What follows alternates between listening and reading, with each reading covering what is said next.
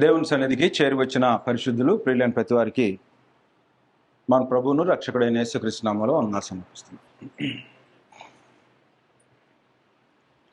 శ్రేష్టమైన అనే సంగతి హెబ్రీ గ్రంథంలో ప్రత్యేకంగా కోట్ చేయబడింది.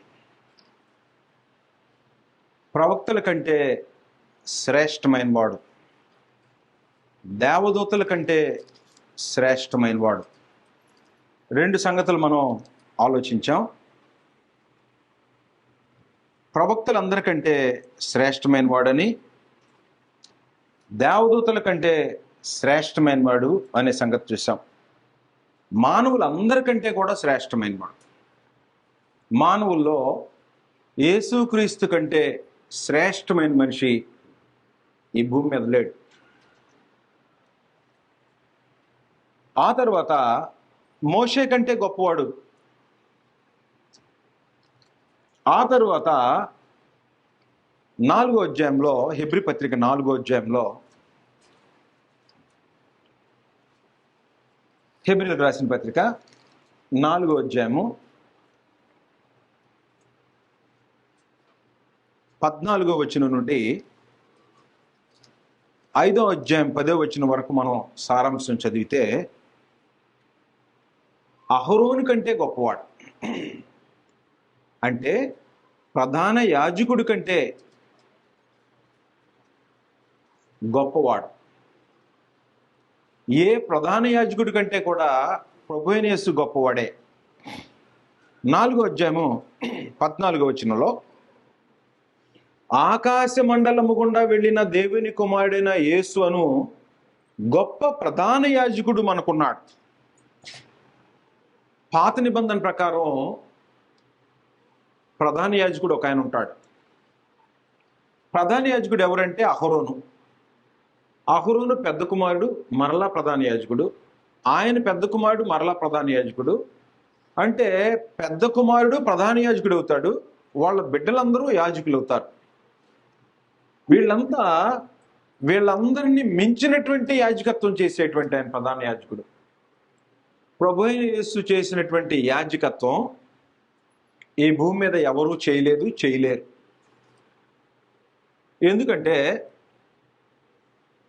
యాజకత్వం జరిగించే ప్రతి వాళ్ళకి తనది కాని రక్తం ఉంటేనే యాజకత్వం చేస్తారు. యాజకులు జంతువుల యొక్క, మేకల యొక్క, ఎడ్ల యొక్క, కోడెల రక్తము తీసుకొని పరిశుద్ధ స్థలంలోకి ప్రవేశిస్తుంటారు. ప్రధాన యాజకుడు ఒక్కడే సంవత్సరానికి ఒక్కసారి మాత్రమే తందకాని రక్తాన్ని తీసుకొని అతి పరిశుద్ధ స్థలంలో ప్రవేశిస్తాడు. ఈ భూమి మీద ఉండే యాజకులు, ప్రధాన యాజకులందరూ చేసే కార్యక్రమం అది. ప్రభువైన యేసు భూమి మీద ఎన్నడూ యాజకత్వం చేయలే. భూమి మీద ఎప్పుడు కూడా యేసుక్రీస్తు యాజకత్వం చేయలేదు. బైబిల్లో ఎక్కడ చూసినా యాజకత్వం చేయలేదు. ఎక్కడుండి యాజకత్వం చేస్తున్నాడంటే, ఆయన శిలువ మరణం ద్వారా ఆయన కాచిన అమూల్యమైన రక్తం, తన రక్తంతోనే పరిశుద్ధ స్థలంలో, నిజమైన పరిశుద్ధ స్థలంలో ప్రవేశించాడు. ఇప్పుడు యేసుక్రీస్తు ఎక్కడున్నాడు అనుకున్నాం? పరలోకంలో ఉన్నాడు. సమస్తానికి వారసుడిగా నియమించాడు దేవుడు. ఈ ప్రపంచంలో ఉండే ఏ శక్తి కంటే కూడా ప్రభువైన యేసుని మించినటువంటి శక్తి లేదు. అధికారము, క్రీస్తుని మించినటువంటి అధికారం భూమి మీద ఇంకెవరికి, భూమి మీద కానీ పరలోకంలో కానీ ఎవరికి లేదు. మత్తయి సువార్త 28వ అధ్యాయము 18వ వచనం. మత్తయి సువార్త 28వ అధ్యాయం 18వ వచనం. అయితే యేసు వారి యొద్దకు వచ్చి, పరలోకమందును భూమి మీదను నాకు సర్వాధికారం ఇవ్వబడి ఉన్నది. పరలోకమందును భూమి మీదను నాకు సర్వాధికారం ఇవ్వబడి ఉంది. ఏం అధికారం ఇచ్చాడయ్యా అంటే, ఆయన పొందినటువంటి అధికారము దూతల మీద, శక్తుల మీద, సమస్తం మీద అధికారాన్ని పొందినవాడు. ఎఫెసీ పత్రిక 1వ అధ్యాయం 20వ వచనం. ఎఫెసీ 1వ అధ్యాయము 20వ వచనం నుంచి, ఆయన ఆ బలాతిశయము చేత క్రీస్తును మృతుల్లో నుండి లేపి సమస్తమైన ఆధిపత్యము కంటేను, అధికారము కంటేను, శక్తి కంటేను, ప్రభుత్వము కంటేనో ఈ యుగమునందు మాత్రమే కాక రాబో యుగమునందును పేరు పొందిన ప్రతి నామము కంటే ఎంతో హెచ్చుగా పరలోకమునందు ఆయనను తన కుడిపార్శ్వమున కూర్చుండబెట్టుకొని ఉన్నాడు. మరియు సమస్తమైన పాదముల కింద ఉంచి సమస్తము పైని ఆయనను సంఘమునకు శిరస్సుగా నియమించి ఉన్నాడు. ఆయనకు అధికారం లేని చోటు అంటే ఇంకోటి లేదు. మొదటి పేతురు పత్రిక 3వ అధ్యాయము 22వ వచనంలో, మొదటి పేతురు పత్రిక 3వ అధ్యాయం 22వ వచనంలో, ఆయన పరలోకమునకు వెళ్ళి భూమి మీద తన రక్తాన్ని చిందించి చనిపోయి సమాధి చేయబడి 3వ దినాన లేపబడి 40 రోజులు కనపడి 50వ రోజున 40 రోజుల తర్వాత వెళ్ళిపోయాడు. వెళ్ళిపోయిన 10 రోజుల తర్వాత పరిశుద్ధాత్మ భూమి మీదకి వచ్చాడు. వెళ్ళకుండా ఏం చేస్తున్నాడంటే, ఆ 50వ రోజు నుండి ఏం చేస్తున్నాడు ప్రభు అయిన యేసు అంటే, అధికారాన్ని పొందినవాడయి యాజకత్వం చేస్తున్నాడు. అక్కడ ప్రధాన యాజకుడిగా యాజకత్వం చేస్తా ఉన్నాడు. ప్రధాన యాజకుడిగా యాజకత్వం చేస్తున్నాడు. ప్రధాన యాజకుడిగా యాజకత్వం చేసే ఆయనకి అధికారం ఉంది. భూమి మీద యాజకత్వం చేసినటువంటి ఏ వ్యక్తికి కూడా అధికారం లేదు. వాళ్ళకి భౌతిక సంబంధంగా గుడారం మీదే అధికారం. అందులో సేవ చేసే వాటికి ఏవేవి అధికారాలు ఉన్నాయో అవి లిమిటెడ్. కానీ ప్రభు అయిన యేసుకి ఆయన పరలోకమునకు వెళ్ళి దూతల మీదనో, దూతల కంటే గొప్పవాడని చెప్పుకున్నాం, దూతల మీద అధికారుల మీదను శక్తుల మీదను అధికారము పొందినవాడే దేవుని కుడిపార్శ్వమున కూర్చొని ఉన్నాడు. దేవుడున్నాడు, దేవుని కుడిపార్శ్వమున కూర్చొని ఉన్నాడు. ఏం చేస్తాడంటే ప్రధాన యాజకత్వం చేస్తున్నాడు. ప్రధాన యాజకత్వం చేస్తున్నాడంటే ఏం చేస్తున్నాడో మనకు తెలియాల్సిన అవసరం ఉంది. ఏం చేస్తున్నాడంటే, పాత నిబంధనలో ధర్మశాస్త్రం ప్రకారము ఒక వ్యక్తి పాపం చేశాడు అనుకోండి, పాప పరిహారం జరగాలంటే ఏం చేయాలి? పాప పరిహారం జరగాలంటే ఏం చేయాలంటే రక్తాన్ని సమర్పించాల. ఎవరి రక్తాన్ని సమర్పించాలి? తన రక్తాన్ని కాదు. ఎవరి రక్తాన్ని చెందిస్తారు? లేవియ కాండము 17వ అధ్యాయము 11వ వచనం. రక్తము దేహమునకు ప్రాణము, మీ నిమిత్తము ప్రాయశ్చిత్తము చేయనట్లు బలిపీఠం మీద పోయిటకై దానిని మీకు ఇచ్చి తిని. రక్తము దానిలోనున్న ప్రాణమును బట్టి ప్రాయశ్చిత్తము చేయను. కాబట్టి మీలో ఎవడును రక్తము తినకూడదు.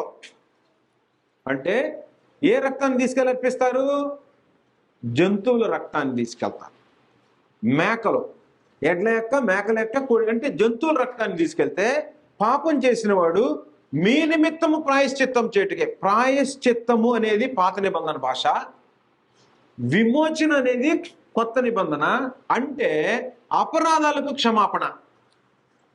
అంటే ఒక వ్యక్తి పాపం చేస్తే, పాపం ఎప్పుడు చేస్తాడు? ఎలా జరిగిద్ది?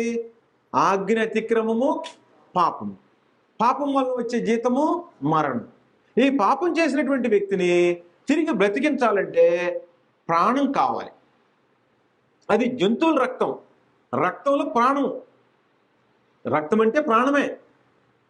కాబట్టి పాపం చేసిన దానికి ప్రాయశ్చిత్తంగా జంతువుల రక్తాన్ని ఇచ్చేవాడు. అది యాజకులు సమర్పించేవాళ్ళు. దేవుడు చూసి పాపాన్ని తాత్కాలికంగా తీసివేసేవాడు. ఆ వ్యక్తి భక్తిపరుడుగా కొనసాగటానికి, దేవుడు తనని నీతిమంతుడిగా చూడటానికి జంతువుల రక్తం ఉద్దేశించబడింది. పాత నిబంధన బ్యాక్గ్రౌండ్ ఇది. ధర్మశాస్త్రం ప్రకారం ఇలా జరగాలి. ఇప్పుడు యేసుక్రీస్తు ప్రధాన యాజకుడే ఉన్నాడు. భూమి మీద ఇప్పుడు వ్యక్తి పాపం చేశాడు. నేను పాపం చేశాను, నా పాపానికి ప్రాయశ్చిత్తం. ఇప్పుడు ప్రధాన యాజకుడు భూమి మీద ఎవరైనా ఉన్నారా? లేదు. ఇప్పుడు నా పాపం పోవాలంటే ఏం జరగాలి? రక్తం కావాలి. రక్తం కావాలంటే ఏ రక్తం కావాలి? ఏ రక్తం కావాలంటే యేసుక్రీస్తు రక్తం మాత్రమే కావాలి. ఇంకా ఏ రక్తమైనా సరే మనస్సాక్షి మీద మనస్సాక్షి మీద పాపాన్ని, అంటే పాప గ్రప్తిని కడిగివేయగలిగినటువంటిది ఏ రక్తం లేదు.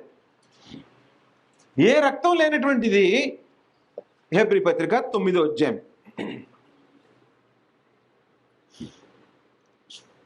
22వ వచనం. Page number 205. ధర్మశాస్త్రము ప్రకారము సమస్త వస్తువులను రక్తము చేత శుద్ధి చేయబడిననియు, అంటే ప్రత్యక్ష గుడారంలో కానీ యెరూషలేము దేవాలయంలో ఉన్న కానీ వస్తువులు సేవకు వాడాలంటే రక్తం తీసుకొని ఆ సేవా పాత్రల మీద, ఆ బట్టల మీద, మొత్తం మీద ప్రోక్షించితే అవి పవిత్రమైపోతాయి. పాపం చేసిన వ్యక్తి ఎడ్ల యొక్క మేకల యొక్క రక్తం తీసుకెళ్తే యాజకుడు అర్పిస్తే దాన్ని చూసి పాపక్షమాపణ జరిగింది. అంటే రక్తము లేకుండా పాపక్షమాపణ కలగదు. పరలోకమందున్న వాటిని పోలిన వస్తువులు ఇట్టి బలుల వలన శుద్ధి చేయబడవలసి ఉండేను గాని పరలోక సంబంధమైనవి వీటికంటే శ్రేష్టమైన బలులు. ప్రభు అయిన యేసు ప్రధాన యాజకుడు కంటే శ్రేష్టమైన వాడు. యాజకులు అర్పించే బలుల కంటే శ్రేష్టమైన బలులు. ఆయన బలి జంతువుల బలి కంటే శ్రేష్టమైన బలి. యేసుక్రీస్తు అర్పించిన రక్తం జంతువుల రక్తం కంటే శ్రేష్టమైనది. మానవ పాప విమోచన కొరకు అనాదిలో దేవుడు సంకల్పించిన రక్తాన్ని భూమి మీదకి తీసుకురావడం కోసం జంతువుల యొక్క, మేకల యొక్క రక్తాన్ని దేవుడు ముందుగా వాడాడు. అలవాటు చేశాడు 1500 సంవత్సరాలు. జగత్తు పునాది వేయబడక మునిపే యేసుక్రీస్తు రక్తం వలన మానవులందరికీ విమోచన కలగాలని, పాప క్షమాపణ కలగాలని దేవుడు నిశ్చయించాడు సంకల్పం. ఆ సంకల్పాన్ని అనుసరించి దానికి ముందు నీడగా జంతువుల బలులు ధర్మశాస్త్రం ఉంది. ఈ ధర్మశాస్త్రం ఏం చేసిద్దంటే యేసుక్రీస్తు దగ్గరికి నడిపించడానికి ధర్మశాస్త్రం ఉంది. ఈ సంగతిని హెబ్రీలకు అర్థమయ్యేటట్టు చెప్తున్నాడు ఈయన. ధర్మశాస్త్రము రాబోతున్న మేలు చేయగలిగింది, నిజ స్వరూపం క్రీస్తులో ఉంది అన్నాడు 10వ అధ్యాయం 1వ వచనంలో. ధర్మశాస్త్రము రాబోతున్న చాలా మేలును చేయగలదు కానీ ఆ వస్తువుల నిజ స్వరూపం కలదు కాదు. 4వ వచనంలో ఏలయనగా ఎడ్ల యొక్కయు మేకల యొక్కయు రక్తము పాపములను తీసివేయట అసాధ్యం. అందుకని ప్రభు యేసు భూమి మీదకి రావకముందే, జగత్తు పునాది వేయబడక మునిపే దేవుడు ఏం చేశాడంటే యేసుక్రీస్తు రక్తం వలన మానవ జాతి మొత్తానికి విమోచన కలగాలని ఆయన సిలువలో కాచిన అమూల్యమైన రక్తం, ఆయన పరలోకం వెళ్ళి ఆ రక్తాన్ని ప్రతి మనిషికి వర్తించేటట్టుగా దేవుని సముఖం నుండి విజ్ఞాపన చేస్తున్నాడు. ఈరోజు ఒక పాపి పాపక్షమాపణ పొందాలనుకోండి, వ్యభిచరించాడు, దొంగతనం చేశాడు, అబద్ధికుడయ్యాడు, ఈ ఆజ్ఞల్లో మీరిపోయాడు, ఆయనకి ఇప్పుడు పాపక్షమాపణ కలగాలంటే ఏం చేయాలి? ఏం చేయాలంటే బాప్తిస్మం పొందాలి. బాప్తిస్మం పొందాలంటే సువార్తను వినాలి. సువార్తను వింటే మారు మనసు పొందితే బాప్తిస్మం. బాప్తిస్మంలో ఏం జరిగిద్దంటే ఇక్కడ ఒక పాపి భూమి మీద నీళ్ళల్లో దిగుతున్నప్పుడు, పాపక్షమాపణ కొరకు వచ్చినప్పుడు పరలోకంలో దేవుని కుడిపార్శ్వం మీద కూర్చొని ఉండి ఇది క్రీస్తు ప్రభు అక్కడ నుండి మన కొరకు యాజకత్వం చేస్తున్నాడు. ఏం చేస్తాడు అక్కడ? నేను బాప్తిస్మం పొందడానికి వచ్చాను అనుకోండి, వచ్చినప్పుడు నేనేం చేస్తాడంటే నా అంతరంగాన్ని చూస్తాడు. అంతరంగాన్ని చూసి పాపక్షమాపణ పొందటానికి కావలసిన మారు మనసు ఉంటే నా హృదయంలో పైనుండి ఏం చేస్తాడంటే భూమి మీద ప్రధాన యాజకుడి రక్తాన్ని నప్పించి ఈ పాపి యొక్క పాపాన్ని క్షమించని గుడారంలో లేకపోతే యెరూషలేము దేవాలయంలో ఎలా అర్పిస్తాడో, ఈ గుడారము యెరూషలేము దేవాలయము లేకపోతే ప్రత్యక్ష గుడారము పరలోకానికి నమూనా. పరలోకంలో ఉండే ఒరిజినల్ దానికి మోడల్ ఇది. భూమి మీద ఒరిజినల్ గా పరలోకం ఉంది. ఈ పరలోకంలో పాపం క్షమించబడటానికి, పరలోకం మనుషుడు చేరటానికి యేసుక్రీస్తు నిజంగా పరలోకంలో ఉండి భూమి మీద ఉండేటువంటి వ్యక్తి యొక్క పాపక్షమాపణ కొరకు తన రక్త ప్రభావాన్ని అప్లై అయ్యేటట్టుగా యాజకత్వం చేస్తుంటాడు అక్కడ. ఈ రోజున ఎవరైనా బాప్తిస్మంకి వచ్చారనుకోండి, ఈ బాప్తిస్మంలో పాపము ఎలా కడిగివేయబడిద్దంటే యేసుక్రీస్తు యొక్క రక్త ప్రభావం, effect of the blood of Jesus Christ.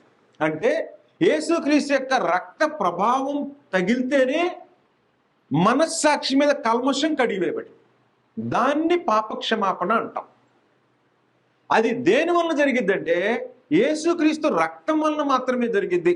విమోచనము అన్నాడు కొత్త నిబంధనలో. విమోచనం అంటే అపరాధములకు క్షమాపణ. ఎఫెసీ 1వ అధ్యాయం 7వ వచనం. చేయాల్సిన అవసరం లేదు. కాబట్టి విమోచన జరగాలంటే ఏం జరగాలి? రక్తం కావాలి. ఏ రక్తం కావాలి ఇప్పుడు? క్రీస్తు ప్రభు రక్తం కావాలి. క్రీస్తు ప్రభు రక్తం నీకు ఎవరిస్తారు? ఈ భూమి మీద ఉండే నాలాంటి సేవకులు ఎవరైనా ఇస్తారా? ఎవ్వరు ఇవ్వరు. ఇలా సేవకులు ఏం చేయాలంటే యేసుక్రీస్తు యొక్క రక్తము ఒక మనిషి యొక్క పాపాన్ని ఎలా క్షమిస్తుందో సిస్టమ్ చెప్పాలి. అని ఎలా క్షమించిందో చెప్పాలి. దేవుడు పాపాన్ని క్షమిస్తాడు. పాపాన్ని క్షమించడానికి కావలసిన రక్తాన్ని యేసుక్రీస్తు పరలోకంలో ఉండి తన రక్తాన్ని వర్తింపజేస్తాడు. తన రక్తాన్ని ఏం చేస్తాడు? వర్తింపజేస్తాడు. ఉదాహరణకి బ్యాంకులో ఎవరైనా అప్పు తీసుకున్నారనుకోండి. బ్యాంకులో ఎవరైనా అప్పు తీసుకున్నారు. నేను ఈ ప్రపంచంలో ఉండే ఎంత ఆస్తి కంటే ఎక్కువైన బ్లాంక్ చెక్ ఒకటి ఇచ్చా. ఈ ప్రపంచంలో నా ఆస్తులు ఉన్నాయే దాని అంతటికంటే ఎక్కువైన బ్లాంక్ చెక్ ఒకటి ఇచ్చా.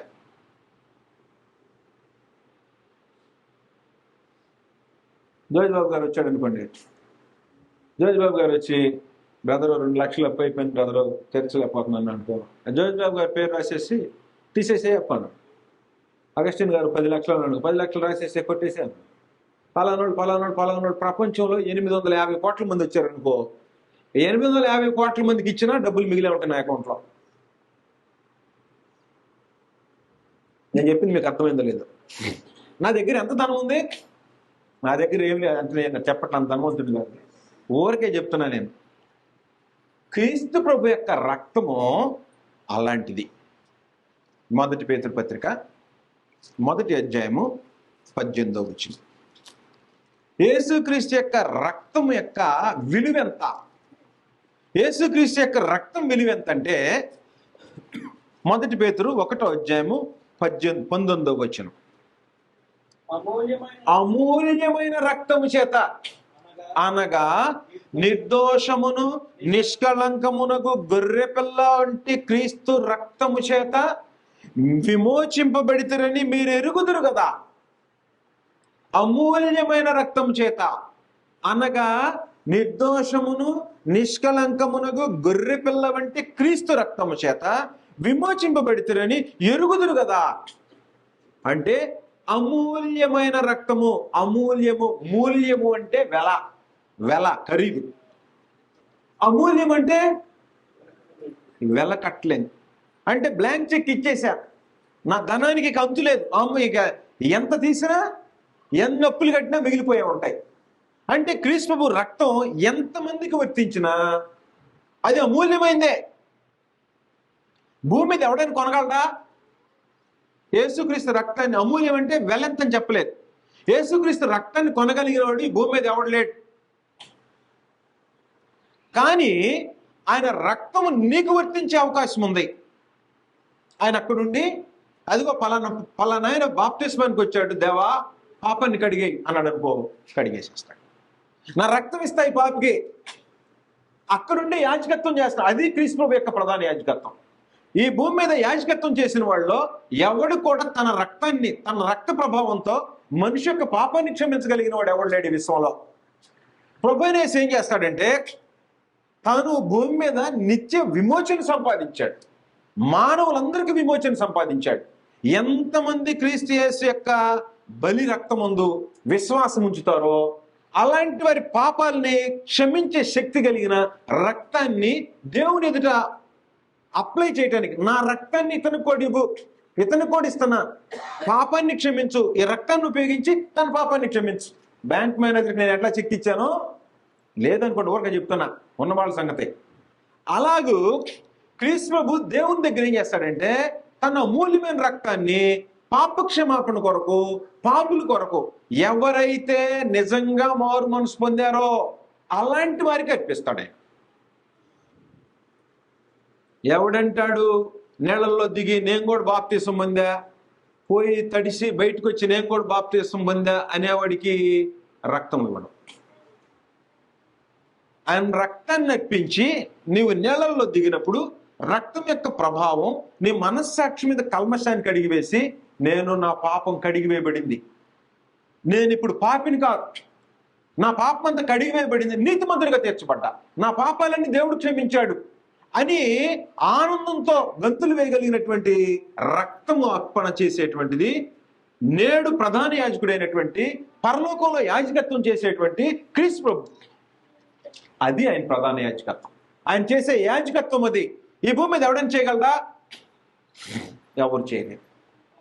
కాబట్టి అహరోను తన కుమారులు చేసినటువంటి యాజకత్వానికి మించిన అహరోను కంటే గొప్పవాడు. ఈ భూమి మీద యాజకత్వం చేసిన ఎవరికంటే గొప్పవాడు. ఏ క్రమంలో వచ్చాడంటే, నేను ఈ డీటెయిల్స్ మరలా వస్తా వెనక్కి, నేను జస్ట్ అవుట్లైన్ చెప్తున్నా. ఎక్కడెక్కడ శ్రేష్టమైన వాడో చెప్తాను. నంబర్ 1, ప్రవక్తల కంటే శ్రేష్టమైన వాడు. నంబర్ 2, దేవదూతుల కంటే శ్రేష్టమైన వాడు, మానవులందరికంటే శ్రేష్టమైన వాడు. నంబర్ 4, యాజకులందరికంటే శ్రేష్టమైన వాడు. క్రీస్తు యొక్క యాజకత్వాన్ని మించిన యాజకత్వం లేదు. ఆ యాజకత్వం ఏం చేస్తుందంటే, ఆయన రక్తం యొక్క ప్రభావము మనస్సాక్షి మీద కల్మషానికి అడిగి వేసింది. అది అమూల్యమైంది. ఎంతమందికి ఇచ్చినా మిగిలే ఉంటుంది. ఎంతమందికి ఇచ్చినా మిగిలే ఉంటుంది. ఆయన రక్తం ఇంకా మిగిలే ఉంది. ఆయన రక్తం యొక్క ప్రభావం ఇంకా మిగిలే ఉంటుంది. ఎంతమంది పాపులకైనా ఇచ్చినా మిగిలిపోయే ఉంటుంది. అయితే ఆ రక్తాన్ని రక్తం ఇచ్చి కొంటాడు క్రీస్తు. ఏం చేస్తాడు? రక్తం ఇచ్చి కొంటాడు. ఈ ఫోన్ కొన్నా. ఏమిచ్చి కొన్నాను? డబ్బులు ఇచ్చి కొన్నా. ఇది ఎవరిది? నాదే. ఈ ఫోను డబ్బులు ఇచ్చి కొన్నా, నా పేరు మీద రిజిస్టర్ అయిపోయింది. ఒకవేళ ఎవడైనా దీన్ని కాజేశాడు అనుకో, ఇది ఎక్కడున్నా ట్రాక్ చేయొచ్చు. ఇప్పుడు టెక్నాలజీ వచ్చింది కాబట్టి. దేవుని దగ్గర టెక్నాలజీ లేదా? దేవుని దగ్గర టెక్నాలజీ ఉందా లేదా? ఉంటుంది. ఎట్లా ఉంటుంది? ఎలా ఉంటుంది టెక్నాలజీ అంటే, యేసుక్రీస్తు ఎవడినైతే రక్తం ఇచ్చి కొంటాడో వాడు ట్రాక్లోకి వెళ్ళిపోతాడు. ట్రాకింగ్లో ఉంటుంది. దేవుని ట్రాక్లోకి వెళ్తావు నువ్వు ఎక్కడ సంచరిస్తున్నా నీ మీద ఆయన సన్నిధి ఉంటుంది. పరిశుద్ధాత్మ కాపుదల ఉంటుంది నీ మీద. నీ పేరు జీవగ్రంథంలో లింక్ అయిపోద్ది, అటాచ్మెంట్ అయిపోద్ది. నువ్వు చస్తే పాతాళం మింగకుండా పాతాళానికి ఆర్డర్ వేస్తాడు దేవుడు. చనిపోయిన ఈ ఆత్మ పాతాళం మింగకుండా పరదేశంలోకి వెళ్ళిపోవటానికి దేవుడు జీవగ్రంథానికి లింక్ వేసేస్తాడు నీ పేరు. ఎప్పుడు? యేసుక్రీస్తు రక్తం ఇచ్చి నిన్ను కొంటే. యేసుక్రీస్తు కానీ నిన్ను కొనకపోతే నువ్వెన్నిసార్లు నీళ్ళలో మునిగినా వేస్ట్. నేను చెప్పేది మీకు అర్థమైందో లేదో. భూమి మీద ఈ రోజున బాప్తిస్మాలు అనేవి దేవుని దగ్గర చెల్లుబాటు అయ్యాయి. ఎన్నుంటాయో మీకు వివరిస్తాయి సందర్భంగా. నేను బైబిల్ చెప్పే క్రమంలో వస్తే పాపక్షమాపణ జరిగిద్ది. ఈ పాపక్షమాపణ జరిగితే పేరు జీవగ్రంథంలో ఉంటుంది. రక్తం ఇచ్చి కొంటే నీ పాపక్షమాపణ, కొంటే నీ పేరు దానిలో ఉంటుంది. అంతే కదా, నేను కొంటే కదా దీన్ని దానిలో రిజిస్టర్ అయిపోయి ఉంటుంది నా పేరు మీద. కొడితే ఎవరి ఫోన్ అంటే నా ఫోనే వచ్చింది ఇది. అలాగే మీ అమ్మ భక్తిపరురాలు అయితే మీ అమ్మకే, మీ నాయన భక్తిపరుడు అయితే ఆయనకే, నీ భార్య భక్తిపరుడు అయితే ఆమెకే. ఆమె పేరే ట్రాకింగ్ లో ఉంటుంది, నీ పేరు రాదు. నువ్వు పోయి పోలీస్ స్టేషన్ లో కేసు పెడతానంటే కుదరదు. నేను వెళ్తే, నేను సైన్ చేస్తేనే దీని మీద సర్వ హక్కులు నావే. అలాగే క్రీస్తు ప్రభు ఈ రోజున ఎవరినైతే కొంటాడో వారి మీద సర్వ హక్కులు క్రీస్తు ప్రభువే. నీ ఇష్టం ఉండదు. ఇక నీ ఇష్టం నెరవేర్చుకోవటానికి క్రీస్తు ప్రభు రక్తం అర్పించడం. ఏం చేయాలి? చదువుతాను, వివరాలు చెప్తా ఉన్నాను మీకు. అంటే అమూల్యమైన రక్తము చేత, అంటే నిర్దోషమును నిష్కలంకముకు గొర్రెపిల్ల వంటి క్రీస్తు రక్తం చేత విమోచింపబడాలి. అంటే అలా విమోచిస్తేనే క్రైస్తవుడు. అలా విమోచన లేకుండా క్రైస్తవుడు అవటానికి ఛాన్స్ లేదు. దాన్ని బాప్తిస్మం అంటాం. ఆత్మ సంబంధమైన సున్నతి. దీని ఏమంటారు? క్రీస్తు సున్నతి. పాత నిబంధనలో భౌతిక సంబంధమైన సున్నతి. ఈ భౌతిక సంబంధమైన సున్నతిలో పురుషుని గోప్యాంగ చర్మము కత్తిరించి తీసేస్తాడు. అలా కత్తిరించి తీసేస్తే అప్పుడు పురుషుని యొక్క గోప్యాంగ చర్మాన్ని చూసి దేవుడు నిబంధన ప్రకారం ఇతను నా సంబంధి అనుకుంటాడు. అలా కాకుండా ఇప్పుడు పాప క్షమాపణ ఎలా జరుగుద్దంటే, ఇది పురుషుని గోప్యాంగ చర్మం అనుకోండి, సున్నతి 8వ దినాన్ని ఏం చేస్తా అంటే ఈ చర్మం బాగా లాగేసి కత్తి పెట్టి కత్తిరిస్తారు. ఈ గోప్యాంగ చర్మం ఉండే చివర ఇది కత్తిరించబడి వేరు చేయబడి అదేమైపోయింది, ఆ చర్మం ఏమైపోయింది, బాడీలో ఒక చర్మాన్ని కత్తిరించి పక్కనేస్తే ఏం జరుగుద్ది, చచ్చిపోయిద్ది. ఆ చర్మం ఏమైపోద్ది, చచ్చిపోద్ది. ఇందులో గుర్తు కనబడుతుంటది, ఇది సున్నతి. ఇప్పుడు ఇతను దేవుని సంబంధి, ఇప్పుడు ఇది ధర్మశాస్త్రం. ఇప్పుడు కొత్త నిబంధన క్రీస్తు యాజకత్వం, ఇది జరగదు, ఇది పని లేదు, ఇక దీంతో పని లేదు. సున్నతి పొందినవాడు క్రైస్తవుడు కాదు. ఒకవేళ పొందినవాడైనా క్రైస్తవుడు అవ్వచ్చు. సున్నతి పొందనివాడు ఎవడైనా ఉంటే సున్నతి పొందాల్సిన అవసరం లేదు. సున్నతి పొందినవాడైనా పొందనివాడైనా క్రీస్తు సున్నతి పొందాలి. క్రీస్తు సున్నతిలో ఏం జరిగిద్దంటే శరీరేచ్ఛలతో కూడిన స్వభావం వేరు చేయబడింది.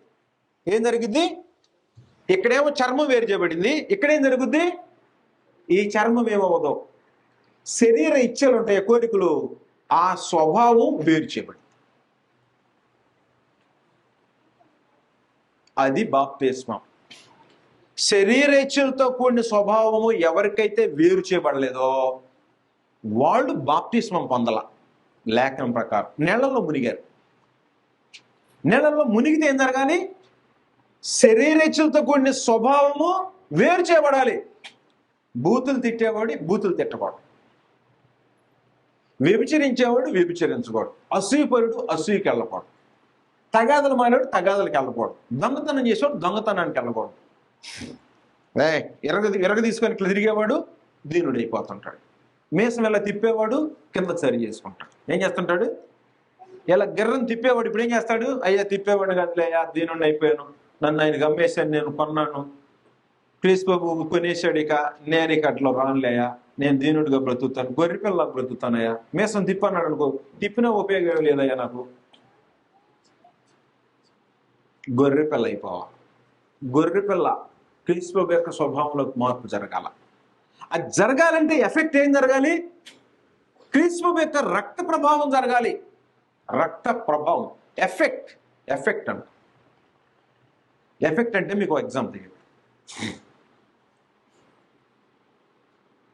ఎఫెక్ట్ ఎలా ఉంటుందో మీకు అర్థమయ్యే భాషలో ఇది. వేణు వాళ్ళ అబ్బాయిని అనుకోండి, ఎట్రా అన్నట్టు ఎఫెక్ట్ ఎలా ఉంటుందో చెప్తా. ఈ అబ్బాయిని ఉంచినాడు అనుకోండి, ఈ అబ్బాయిని ఒక 20 సంవత్సరాల అమ్మాయి పిలిచిందనుకో, లేదా నవ్విందనుకో, ఏం తెలిసింది కుర్రాడికి, ఏం తెలిసింది, ఏంది అది ఒక 18 20 సంవత్సరాల కుర్రాడు అనుకోండి, 20 సంవత్సరాల అమ్మాయి కానీ పిలిచిందనుకో, ఎట్లుంటుంది ఎఫెక్ట్, ఎట్లుంటుంది అంటున్నా, నిద్ర పట్టదు మనోడికి, పెట్టిద్దా, అది ఎఫెక్ట్ అంటే. ఎఫెక్ట్ ఎలా ఉంటుందో మీకు అర్థమయ్యే వస్తున్నారు కాబట్టి చెప్పే ఎఫెక్ట్, దాన్ని ప్రభావం ఎఫెక్ట్ అంటాం. కూర్చో. ఇప్పుడు ఇలా ఉండేవాడికి అంటే సువార్త ఏంటో తెలియని వాడికి, మారు మనసు పొందని వాడికి క్రీస్తు ప్రభు రక్తం యొక్క ఎఫెక్ట్ పనిచేయదు. ఎఫెక్ట్ ఉండదు. ఎందుకని, మారు మనసు పొందాల. మారు మనసు పొందని హృదయాన్ని పాపక్షమాపణ చేయటానికి క్రీస్తు ప్రభు రక్తం పనికిరాదు. క్రీస్తు ప్రభు రక్తం ఎవరికి పనికి వచ్చిందంటే మారు మనసు పొందిన హృదయం మీద పాపక్షమ అంటే పాప స్వభావానికి సంబంధించిన ఛాయలు కడిగివేయడానికి ఉపయోగిస్తుంది. అది మారు మనసు పొందినోడికి అర్థమైంది. యవనస్తుడికి ఎలాగ అర్థమైందో, చిన్నబిడ్డకి ఎలాగ అర్థం కాలేదో, మారు మనసు పొందని వాడి పరిస్థితి అదే. నేలలో మునుగుతాడు అంతే, పిలిస్తే ఆడికి వెళ్ళి నుంచుంటాడు అంతే. అమ్మాయి పిలిచిందనుకో, అయ్యింది అక్క అనుకుంటే ఆడికి వెళ్తాడు అంతే.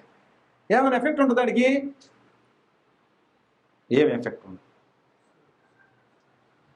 క్రీస్తు రక్తం యొక్క ఎఫెక్ట్, ప్రభావం. కొనాలి. ఇప్పుడు ఆయన కొనాలంటే నిన్ను చూస్తాడు. నిన్ను ఎక్కడ చూస్తాడు? పై రూపాన్ని చూడడం, ఆస్తిని చూడడం, కులాన్ని చూడడం, జాతిని చూడడం, ఆడ మగానే వ్యత్యాసం చూడడం, నీ అంతరంగం చూస్తాడు. హృదయం లోపలికి చూస్తాడు. ఆయన లోపల కనపడింది. యోహాను సువార్త 2వ అధ్యాయము 20 చివరి వచనం చదువుతాం. యోహాను సువార్త 2వ అధ్యాయం చివరి వచనం. చాలా మందికి ఈ సంగతి అర్థం కావట్లేదు. మేము బాప్తిసం పొందాం. బాప్తిసం ఏం పొందావు? నీ పాప క్షమాపణ జరిగిందా? యేసుక్రీస్తు యొక్క రక్తం ప్రభావం జరిగి క్రీస్తు నిన్ను కొన్నాడా? కొంటే నువ్వు ఆయన సొత్తువే. నీ ఇష్టం పనికిరా. నీ ఇష్ట ప్రకారం మీసాలు తిప్పేవాడు, జుట్టు ఎరగబోసుకునేవాడు, రకరకాల స్టైల్ డ్రెస్సులు వేసేవాడు, ఒళ్ళంతా కనబడే జాకెట్లు వేసుకొని తిరిగేటువంటి స్త్రీలు బాప్తిసం పొందినట్ట వాళ్ళు. శరీరచలతో కూడిన స్వభావం పోలేదుంటే ఏం కాదు అది? పాపక్షమాపణ కాదు. క్రీస్తు రక్తం పనికి రాలేదు, పనికొచ్చేటట్టు చేసుకోలేదు నువ్వు. 25వ వచనం,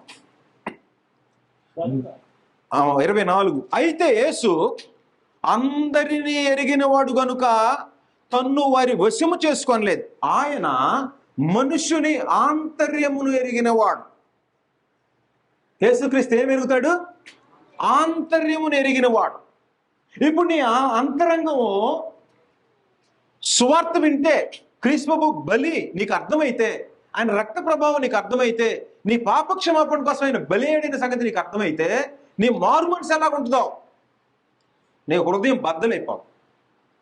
అయ్యో నా పాపాన్ని క్షమించడానికి క్రీస్తు సిలువెక్కాడా, కాబట్టి నేను పాపంలో బ్రతకను, ఈ పాపపు జీవితాన్ని అసహించుకుంటా, దీన్ని వేరు చేసేస్తాయిక, ఈ జీవితంలో బ్రతకను అని కొట్టుమిట్టాడతాడే, నిద్ర పట్టదు ఇక ఆయనకి. పాపాన్ని కడిగేసుకుందాం అనేటువంటి దృక్పథం. అలాంటి వారికి యేసుక్రీస్తు యొక్క రక్తం వర్తించింది. ప్రకటన గ్రంథం 5వ అధ్యాయం 9-10 వచనాలు. క్రీస్తు ప్రభు ప్రధాన యాజకత్వం చేస్తూ ఏం చేస్తున్నాడంటే నిన్ను కొనడానికి ఆలోచన చేస్తున్నాడు. ఇక్కడ కూర్చున్న వాళ్ళు చాలా మందిని క్రీస్తు ప్రభు కొనలా, గ్యారెంటీకి చెప్తాను నేను. ఇక్కడ కూర్చున్న వాళ్ళు కొంతమందిని క్రీస్తు ప్రభు కొన్నాడు, కొంతమందిని కొనలా. ఎవరిని కొన్నాడో ఎవరిని కొనలేదో మీకు అర్థమైపోయింది. ఇప్పుడు నీకు నువ్వు ఆలోచన చేసుకుంటే నిన్ను కొన్నాడో లేదో నీకే అర్థమైపోద్ది. కొంటే ఆయన ప్రధాన యాజకత్వం కిందకు వచ్చినట్టు నువ్వు, ఆయన ప్రధాన యాజకుడు అయింది నీకు ఉపయోగం, లేకపోతే కబుర్లు చెప్పుకొని వెళ్ళిపోయినంత మాత్రం నీకేమీ లాభం లేదు. 5వ అధ్యాయం 10వ వచనం.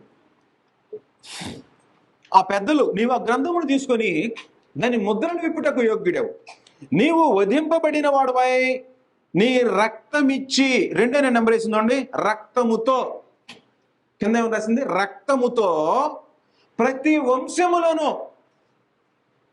ఆయా భాషలు మాట్లాడే వారిలోను, ప్రతి ప్రజలోను, ప్రతి జనములోను దేవుని కొరకు మనుషులను కొని, ఎవరి కోసం కొంటున్నాడు? దేవుని కొరకు మనుషులను కొని నీవు ఏం చేస్తున్నావు? మా దేవునికి వారిని ఒక రాజ్యముగాను యాజకులను గాను చేసేది కనుక వారు భూలోకమందు ఏలుదురు. ఏలుదురంటే పెత్తనం చేస్తారని కాదు, పాపం మీద ఏలుబడి చేస్తారు. రక్తం ఇచ్చి కొన్నాడంటే పాపక్షమాపణ వచ్చింది. ఏలుబడి చేస్తారంటే పాపం మీద ఏలుబడి చేస్తారు, పాపం చేయకుండా బతుకుతుంటారు. అది ఏలుబడి చేయటం అంటే. పాపం విమోచన పొంది రక్తం ఇచ్చి కొన్నాడు, ఏమైంది? విమోచింపబడ్డాడు. ఇప్పుడు దేని మీద యాజకత్వం ఏం చేస్తుంటాడు? ఏలుబడి, పాపం మీద ఏలుబడి చేస్తుంటాడు. అంటే పాపం చేయకుండా ఎలా బ్రతకాలో పోరాటం చేసేవాడు బాప్తిస్మం పొందినవాడు. పాపం ఎలా చేయకూడదో, పాపానికి దూరంగా ఎలాగ పారిపోవాలో అని ఆలోచనతో బ్రతికేవాడు క్రీస్తు రక్తం చేత కొనబడినవాడు. ఆదివారం ఫ్యాషన్గా బైబిల్ సంకలు వేసుకొని వెళ్ళేవాడు కాదు. ఏ రకాల డ్రెస్సులు వస్తే ఆ రకాల డ్రెస్సులు వేసుకునేవాళ్ళు, ఏ రకాల టైప్ వస్తే ఆ టైపులో నడిచేవాళ్ళు. క్రీస్తు రక్తం ఇచ్చి కొన్నవాళ్ళు కాదు వాళ్ళు క్రైస్తవులు కాదు, క్రైస్తవులని చెప్పుకునేవాళ్లే. కానీ క్రీస్తు రక్తం ఇచ్చుకుంటే ఆయన సొత్తు అయిపోతారు. సొత్తు అయిన ప్రజలు ఏమన్నారు? సొత్తు అయిన ప్రజలు, యాజకులు, దేవుని సొత్తు అయిన ప్రజలు. క్రీస్తు రక్తం ఇచ్చుకొని తండ్రికి అప్పగించాడు, వారు సొత్తు అయిపోయారు. కాబట్టి నువ్వు ఎవరి సంబంధివి? ఈ ఫోన్ ఎవరిది? నాదే. క్రీస్తు రక్తం ఇచ్చుకుంటే ఎవరి సంబంధి? నేను క్రీస్తు ప్రభు సంబంధించి. లోకంలో ప్రపంచం అంతా కొన్నాడు, వాళ్ళందరూ ఎవరి సంబంధులు? క్రీస్తు ప్రభు సంబంధులే. ఇంకొకటి సంబంధులు అవుతారా? నేను 1,00,000 ఫోన్లు కొనుక్కున్నా, నావే అవి. ప్రపంచంలో ఎన్ని కోట్ల మందిని క్రీస్తు ప్రభు రక్తం ఇచ్చుకుంటాడో వాళ్ళందరూ క్రీస్తు ప్రభు సొత్తే. ఎవరి కోసం కొన్నాడు? దేవుని కోసం కొన్నాడు. దేవుని కోసం కొనే యాజకత్వాన్ని పరలోకంలో ఉండి చేస్తున్నాడు ఆయన రక్తం ఇచ్చి. తెలుసా నీకు ఈ సంగతి? నేను కొన్నాడా? కొంటే నీ పేరు జీవ గ్రంథంలో ఉంది. కొంటే నీకు మరణం అంటే భయం ఉండదు. ఒకవేళ క్రీస్తు ప్రభు కొన్న వాళ్ళకి ఏముంటుంది తెలుసా? మరణం అంటే భయం ఉండదు, శత్రువులు అంటే భయం ఉండదు. చావైతే లాభం కదా, చస్తే పరదేశికి వెళ్ళిపోతావు. కొన్నాడు కాబట్టి జీవ గ్రంథంలో నీ పేరుంది. కాబట్టి ఏం జరగాలి? బాప్తిస్మంలో శరీరేచ్ఛలతో కూడిన స్వభావం వేరైపోవాలి రక్తం ఇచ్చుకుంటే. కొలస్సీయులకు రాసిన పత్రిక 2వ అధ్యాయం, కొలస్సీ 2వ అధ్యాయం. ప్రభువైన యేసు యాజకత్వం చేస్తున్నాడు, శ్రేష్టమైన యాజకత్వం చేస్తున్నాడు. ఆ యాజకత్వం చేసేటువంటి క్రీస్తు ప్రభు ఏం జరుగుద్ది దానిలో? బాప్తిస్మం ఇస్తే యాజకత్వం చేయడానికి అక్కడ కూర్చొని నీకు రక్తం ఎలాగ ఇస్తున్నాడు అంటే ఇది జరిగేటువంటి కార్యక్రమం. కొలస్సీ పత్రిక 2వ అధ్యాయము 11వ వచనం. మీరును క్రీస్తు సున్నతి యందు, క్రీస్తు సున్నతి అంటే ఏం చెప్పాను? బాప్తిస్మం. క్రీస్తు సున్నతి యందు శరీరేచ్ఛలతో కూడిన స్వభావమును విసర్జించి ఆయన యందు చేతులతో చేయబడని సున్నతి, చేతులతో చేయబడని సున్నతి. ఎలా? శరీరేచ్ఛలతో కూడిన స్వభావం అంటే యేసుక్రీస్తు రక్తం యొక్క ప్రభావం ఏం చేసిందంటే, లోపల అంతరంగ పురుషుడు ఉన్నాడే, ప్రాచీన స్వభావం ఉంది, పాపం చేసే స్వభావము. ఆ రక్త ప్రభావం ఏం చేసిందంటే పాపం చేసేటువంటి ప్రాచీన పురుషుడి యొక్క స్వభావాన్ని కట్ చేసేసేసింది. సున్నతి ఎలాగో గోప్యాంగ చర్మాన్ని వేరు చేసిందో, క్రీస్తు యొక్క రక్త ప్రభావము శరీరేచ్ఛలతో కూడిన స్వభావం, నీ స్వభావం ఉందే, దాన్ని ఏం చేసేసింది? వేరు చేసేసేసి పాపం చేసే స్వభావాన్ని వేరు చేసిద్ది. కొలస్సీ పత్రిక 3వ అధ్యాయం పక్కనే 8వ వచనం.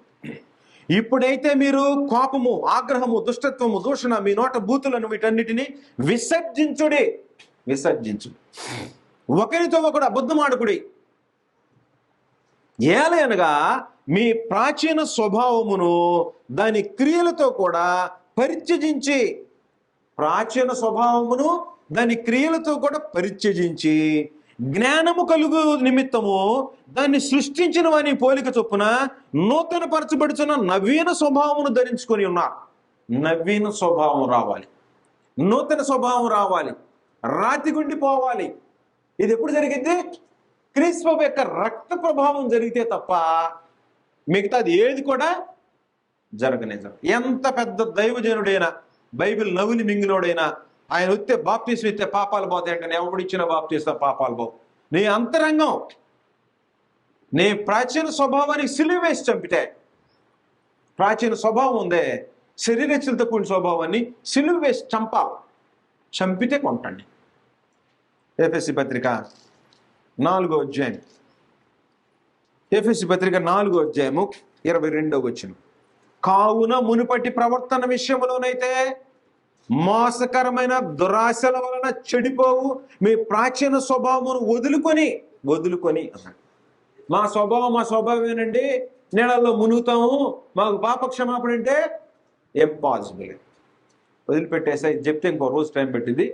యేసుక్రీస్తు చేసేటువంటి ప్రధాన యాజకత్వం ఏం చేస్తాడు? అక్కడ ఉండి మామూలు ప్రధాన యాజకులు అయితే తనది కాని రక్తాన్ని తీసుకొని వెళ్తారు. ఈయన పరలోకంలో తన రక్తంతో ప్రవేశించి అక్కడుండి ఏం చేస్తాడంటే కొనటానికి సిద్ధపడదు. భూమి మీద ఎవరు ఇప్పుడు నాలాగా స్వార్థ ప్రకటన చేస్తారనుకోండి, ఈ స్వార్థ ప్రకటన జరుగుతున్నప్పుడు ఆయన కనుదృష్టి చూస్తుంటది. ఎవరెవరు హృదయం, వాక్యం ఎవరు వింటున్నారు, ఎవరు అంతరంగం మారుతుంది, ఎవరు పాపాన్ని నేను పాపం చేశానని ఒప్పుకుంటున్నారు, ఈ పాప క్షమాపణ పొందాలని ఆలోచన చేస్తున్నారు, పాపాన్ని కడుక్కోవాలని ఆలోచన చేస్తున్నారు అని ఆయన ఇక్కడ కూర్చున్న వాళ్ళ ప్రతి వాళ్ళ హృదయాన్ని, అంతర్యాన్ని చెక్ చేస్తుంటాడు.